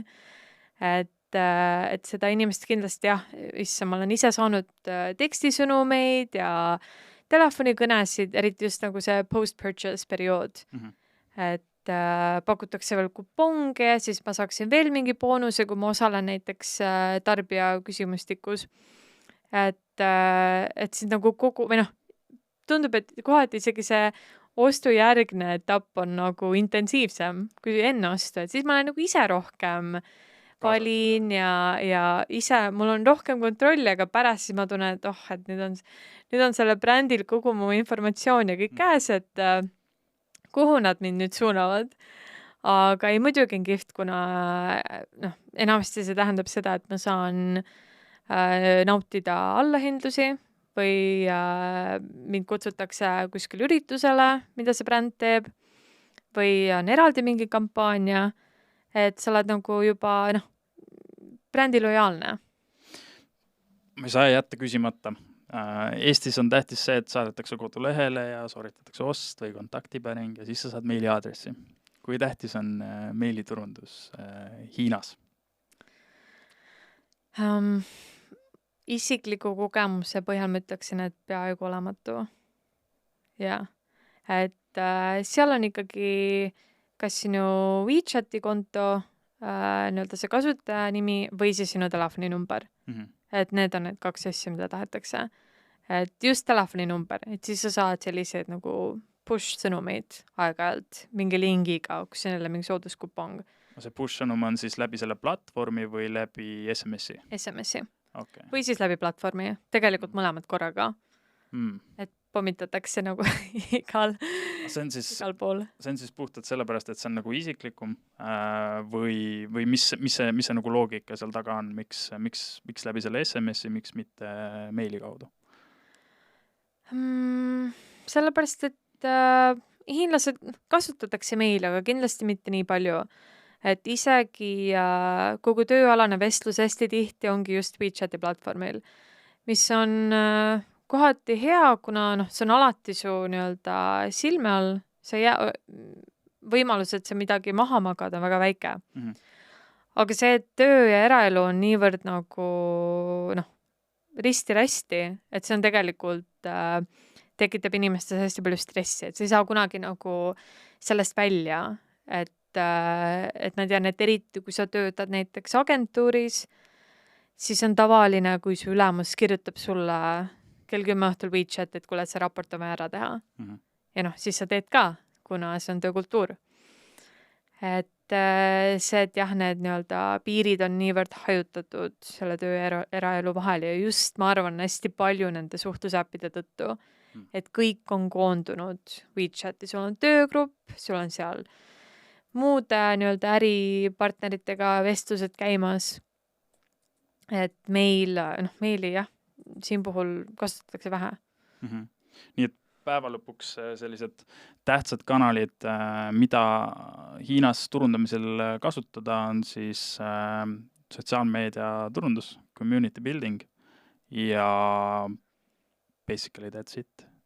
Kui mõelda sellele, et SEO-d ei ole vaja, sest veebilehte ei ole sul vaja, sul paid advertisingut on kas siis väga kallis teha või siis ei ole üldse mõtet teha ja meili praktiliselt ka ei kasutata, et siis ongi sotsiaalmeedia ja community building. Need 2 on siis nagu kõige tugevamad alustalad, ma saan aru. Jah, ja sinna juurde ma lisaksin ka võib-olla offline poole, et tegelikult see integratsioon online-offline vahel on hästi kuidagi ladus Hiinas ja seda on väga hästi integreeritud. Et ma võin osta online'is ja võin sellele järgi minna, kui ma tahan poodi või vastupidi. Hästi kihvtid on igasugused need väga sellised uudsemad tehnoloogialahendused, et sa lähed poodi, sul on seal selline smart peegel ja siis sa saad kuidagi linkida selle oma WeChati või oma mingi lehega ja siis ühesõnaga ta juba teab sust kõike ja siis sa saad nagu virtuaalselt proovida, kui tegemist on rõivabrändiga, siis sa proovid seal endale erinevaid mudeleid selga läbi selle peegli, ilma et sa ise midagi teeksid. Ja siis sa võid lisada seal otse ostukorvi need esemed, mis sulle meeldivad ja siis teha see nii-öelda tehing ära siis kas poes koha peal või enamasti ikkagi mobiiltelefonis, aga sa oled nii-öelda poes, brändipoes, aga sul on see virtuaalne pool seal siiski olemas, et see on hästi huvitav. Ehk siis siuke kogemuste loomine samamoodi. Jaa, absoluutselt, jah. Brändi lojaalsuse tekitamine. Et tundub, et brändidel ongi praegu, või kõige keerulisem ongi töötada erinevate brändi kogemuste puhul, kuna latt on nii kõrge laetud, kuna mõeldakse välja nii kihvte lahendusi ja nii uudseid selliseid kampaaniaid ja üritusi, et kohati ongi see, et aga mida me saame siis veel teha, et kõik on nagu juba tehtud, aga siis mõeldakse veel midagi kolmandat välja, et see on, et jah, nagu ma enne mainisin ka, et siis Hiina tarbija on üsna ära hellitatud brändide poolt, et kogu aeg toimub mingi action ja kõik on hästi dünaamiline, et brändid näevad ikkagi väga palju vaeva, et olla nii-öelda esiplaanil kogu aeg. See ei ole nagu selline ühesuunaline suhtlus, vaid mõlemad pooled omavahel suhtlevad ja räägivad. Kui täna tuleks sinu juurde Eesti ettevõtte, kes sooviks kas siis B2C või B2B turundust Hiinas teha, siis sa mainisid kõigepealt eeltöö, alustaks sellest, paneme need nii-öelda parameetrid paika, paneme strateegia paika, kuhu me läheme, mida me teeme ja kuidas me teeme, on ju. Mis on sealt järgmine samm, mida üks Eesti ettevõte, millega Eesti ettevõte arvestama peaks, kui ta Hiina turul tahab siseneda? Teise sammuna ma teeksin fookusgrupi ja testiksin siis toodet kohaliku tarbija peal ja küsiksin hästi palju tagasisidet. Et isegi kui tundub läbi selle eeltöö, et potentsiaali on, siis tegelikult peaks looma ka kontakti reaalse tarbijaga, et vähendada riske. Näiteks hetkel ongi, me teeme seda ühe Eesti beebitoidutootjaga. Kõigepealt me alustasimegi eeltööst, tegime turu-uuringu, saime teada geograafiliselt, kuhu võiks siis nii-öelda, millist Hiina piirkonda, kuna Hiina nii suur ja lai, sa ei saa iial tervet turugu katta või tervet Hiinat, sa pead ikkagi valima teatud keskused, provintsid, et mis on sinu see target. Ja pärast seda siis me saime tootenäidised ning leidsime siis grupi vastajaid, kes sobivad nii-öelda meie sinna demograafiasse ja siis saatsime neile tooteid proovida ja siis samal ajal olime kogu aeg nendega suhtluses, et kuidas läheb, kuidas meeldib. Seal oli veel 100 miljon küsimust. Enne seda oli veel online küsimustik teise grupiga, mis oli, kuna lihtsam on online'is, sa saad võtta rohkem vastajaid kui offline'is. Et võib-olla, kui teha väiksema grupiga, isegi 10 vastajat, saadad oma tooted 10 inimesele. Aga kui sa teed seda veebis, siis 200, 300, 500 on täiesti tehtav. Ja sealt saab juba sellist nagu head statistikat, et isegi hinna suhtes, pakendi suhtes, tarbimisharjumused, kui palju on inimesed nõus maksma sellist tüüpi toote eest. Selle küsimustiku sa saadad siis välja mingil erilisel platvormil, kus on siis konkreetne sihtrühm täna juba olemas ja siis nemad saavad seal sinu küsimustikule vastata või on see selline personaalne approach, et on konkreetselt community, millega sa liitud ja siis küsid sealt tagasisidet või kuidas see protsess nagu välja näeb? Ma olen kasutanud mõlemat meetodit, aga see, kui sa nii-öelda käsits või nii-öelda handpick meetodil kaasad need inimesed, see protsess venib nii pikaks. Et pole lihtsam on kasutada jälle vastavad partnerid, teenusepakkujad, kelle töö ongi leida vastavalt sinu kriteeriumitele need kandidaadid ülesse, maksta neile teatud mingi väike selline incentive tasu, sest ilmselgelt keegi ei võta oma päevast aega, et niisama ettevõtteid aidata. Et see on tüüpiline, et nad saavad osalemistasu, aga see ei ole nii palju, et see hakkaks nagu mõjutama inimeste vastuseid. Aga jah, me leiame need nii-öelda vastajad üles, kas seda on Shanghais või Pekingis või isegi kaugemal, et see on kõik nii-öelda selle agentuuri või nii-öelda meie küsime ja siis agentuur siis nii-öelda tegeleb sellega. Ja neil on endal töötatud välja tarkvara, et need lihtsalt saadavad inimestele. Ilmselt see on spetsiaalne link ja siis see küsimustik, mida nad on ise nii-öelda backendis siis ehitanud. Et ma olen leidnud õnneks väga sellise, kuidas ütlen siis, usaldusväärse koostööpartneri Hiinas, kes on väga kiirelt ja professionaalselt alati need küsimustikud ära teinud. Ehk siis selline esmane samm olekski see turu-uuring ära teha, saada konkreetne arusaamine, mida seal maal arvatakse sellest tootest, kas on vaja teha nii-öelda tootearenduses mingeid muudatusi, pakendi osas, whatever it is, Mhm. aga siis sul on vähemalt nii-öelda lähtekoht olemas Ja, ja siis saab nagu võtta vastu otsused, kas see investeering tasub seda ära, et sinna minna ja teha just. või saab juba kohe täna minna, on ju. Aga kui minna nüüd kohe täna ja tegema hakata, siis ilmselt Eesti ettevõtetel tekib kohe see küsimus, aga kes sisu toodab? Kuna see on nii nagu ajamahukas protsess selles mõttes, et kui sa pead seal suhteid looma, sa pead seda community't pildima, sa pead seda community't haldama ka veel, kes selle nagu inimressursi seal siis ära katab, et kas sina igapäevaselt tegeledki selle osaga või on eraldi selle jaoks mingid koostööpartnerid, kuidas see pool välja näeb? Sisuloome on üks teenustest, mida ma pakun ja kuna ma olen ise Shanghais, minu tiim on Hiinas, siis meil on seda väga lihtne manageerida, et me oleme ühes ajapööndis. Ma töötan koos väga andekate copywriteritega, kes teavad täpselt, mida nad teavad igalt platvormi, kuna nad on ise kasutajad. Et ideaalis jah, ettevõtetel on kohapeal siis koostööpartnerid või siis enda tiim, aga see on pigem just suurtel ettevõtetel, kellel on seda võimekust. Aga muidu neid agentuure on mitmeid, kes pakuvad nii-öelda kohapealset turundust rahvusvahelistele ettevõtetele. Aga sinu selline väärtus, mis ma arvan, ilmselt sa lauale tood Eesti ettevõtetele ka, on see, et sul on nii-öelda oma nii-öelda kogemus Eestiga ja sa oskad seda paketeerida ümber sinna Hiina kultuuriruumi. Kuidas Eesti selline üleüldine vastuvõtlikkus Hiina tarbijale on? Kas Eesti on inimeste nii-öelda mõtetes teada-tuntud riik, võetakse seda hästi vastu, tuntakse meid millegi poolest, kuidas sa inimeste nagu meelestatust Eestisse hindad? Enamasti tekitab Eesti sellist, kus see on, mis see on, reaktsiooni.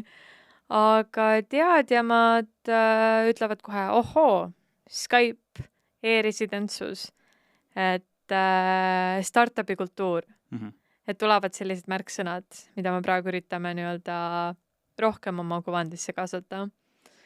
Aga ütleme, et tööd on vaja veel kõvasti teha, et üldse Eesti panna kaardile Hiinas. Kas see töö siis tähendab seda, et ettevõttel endal on vaja seda tegema hakata, on see nagu selline selling point sellele tarbijale ka, et ta peab teadma, mis Eesti on ja kus kohas see ressurss nii-öelda toote mõistes tulnud on, või pigem on see teisejärguline ja keskendutakse ainult sellele väärtuspakkumisele, mida see toode või teenus nagu pakkuda suudab?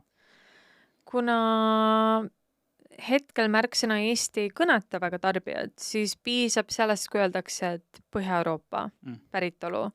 Et siis tekivad sellised positiivsed assotsiatsioonid tootega. Et enamasti teatakse, et Põhja-Euroopa, puhas õhk, puhas loodus, hea elukvaliteet, et inimesed on üsna vastuvõtlikud. Aga ma ise küll loodan, et mida aeg edasi läheb, seda rohkem ikkagi teatakse ka Eestit iseseisvana, et mitte ainult osana Euroopast, aga et see sinnamaani jõuaks, siis peaks tegelikult ka riik ise nii-öelda ennast turundama koha peal. Et on ju, võib-olla prantslastel, itaallastel on seda lihtsam teha, kuna need riigid on lihtsalt suuremad, võimekamad ja juba tuntud, aga isegi ka nemad, kas läbi enda saatkondade või läbi erinevate nii-öelda võrkude ka süstemaatiliselt turundavad, räägivad oma kultuurist, kutsuvad küll erinevaid talente, proovivad leida seda nii-öelda silda, mis ühendaks neid Hiinaga. Et ma hetkel tunnen jah, et me ei ole päris, ei ole sellist mõttelaadi, et võiks ehitada silda Eesti ja Hiina vahele. Saaremaa ja Mandri vahele isegi ei suudeta seda teha, nii et mõneti arusaadav. Aga lõpetuseks, kui sa oma tegemisi Hiinas kokku võtad ja räägiksid natuke lahti sellest oma igapäevasest tööst, siis kuidas Eesti ettevõtted sinuni jõuavad, kuidas nad sinu info välja jõuavad, saavad rohkem võib-olla uurida ja lugeda Hiina ja Eesti vahelise turunduse osast? Minuga saab ühendust võtta LinkedIni kaudu või siis läbi Instagrami. Ma olen enamikel platvormidel olemas, et kui otsida Kadri Karolin Kõuts või minu ettevõtte nimi Projekt 86, et siis peaks mind üles leidma. Nii et tulemüür sind kinni ei hoia? Ei, absoluutselt mitte. Väga hea. Ja lisaks sul on endal tegelikult podcast ka olemas, kus sa siis intervjueerid siis Gen Z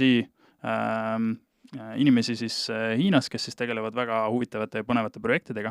Räägi meile sellest ka, kust me seda kuulata saame? Podcasti nimi on People Square ja seda saab kuulata nii Spotify's kui ka Apple Podcastis. Ja jah, kontseptsioon on tegelikult hästi lihtne. Et ma tundsin, et tegelikult seda üldse inspireeris mind tegema minu eelmine visiit Eestisse. Sellepärast, et kui ma üle pika aja sattusin uuesti kodumaale, siis üllataval kombel küsisid kõik inimesed, pere, sõbrad ühe teema kohta. Ja see oli social credit system. Et ka selline nagu väga furoori tekitav teema. Aga see ei ole tegelikult Hiinas aktuaalne olnud viimased 4 aastat. Keegi isegi ei räägi sellest, aga see on aeg-ajalt seda tuleb lääne meedias, et see on mingi väga hirmus ja selline inimvastane süsteem, mida on Hiinas välja arendatud. Ja siis ma mõtlesin, et aga miks keegi ei küsi üldse nagu eluolu kohta või see, et kuidas see argielu välja näeb ja rohkem selliseid olmeteemalisi küsimusi. Näiteks Hiina natuurveini kohta, mis on äärmiselt populaarne ja mis ma arvan, ma prognoosin siin podcastis hetkel, et see on 10 aasta pärast on igas tippveinirestoranis üle maailma on Hiina natuurvein. Või siis muusika või üldse sellise nagu rohkem loomemaailma kohta.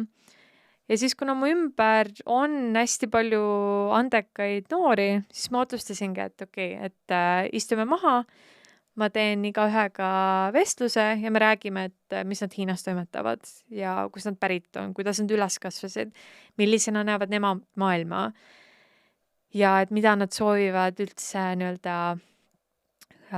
siis saavutada või teha üldse kõik unistused ja nii edasi. Et selline hästi mitte nagu poliitikateemaline podcast siis, et pigem keskenduda sellistele loomevaldkondadele. Samas ka hea insight üldse Hiina tarbija mindseti mõtteviisi. Absoluutselt, jah. Et me ikkagi räägime üsna palju sotsiaalmeediast ja kuna see on lihtsalt elu üks osa, et kindlasti turundajatele, ma arvan, on sealt igasugust informatsiooni.